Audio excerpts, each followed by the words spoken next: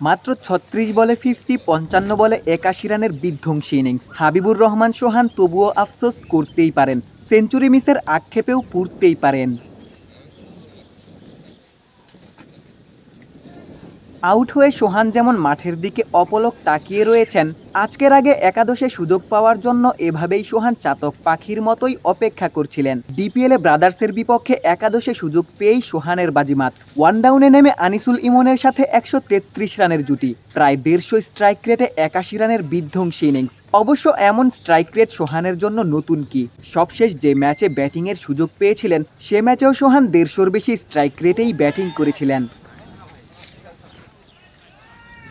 আবাহনীর বিপক্ষে সেই ম্যাচে সোহান একাদশেই ছিলেন না। আলামিনের কনকাশন সাব হিসেবে নেমে আবাহনীর বোলারদের তুলোধুনো করেন। মাত্র ২৫ বলে ৪১ রানের ঝড়ো ইনিংস খেলেন। তবে তানভীরের বলে এই আউটে সোহান কতটা হতাশ ছিলেন এই চিত্রতেই তা স্পষ্ট।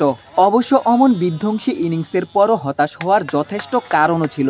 এবারের ডিপিএলে প্রথম ম্যাচে ২৪ বলে ৩৩ রানের ইনিংস খেললেও পরের ৩ ম্যাচে মাত্র একবার সোহান ২ অঙ্কের ঘরে যেতে পারেন। এমনকি ৪ ম্যাচ পর একাদশ থেকেই বাদ পড়েন। কনকাশন সাব হিসেবে পাওয়া সুযোগে ৪১ রানের ইনিংসেও সোহান টিম ম্যানেজমেন্টের মন ভরাতে পারেননি। পরের ম্যাচগুলোতেও একাদশে সুযোগ পাননি।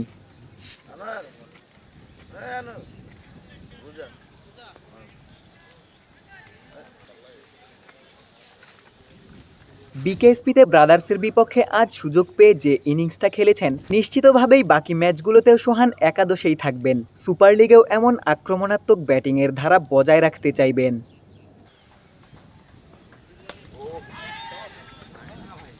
গোলাম সারোয়ার, ক্রিকেট ৯৭।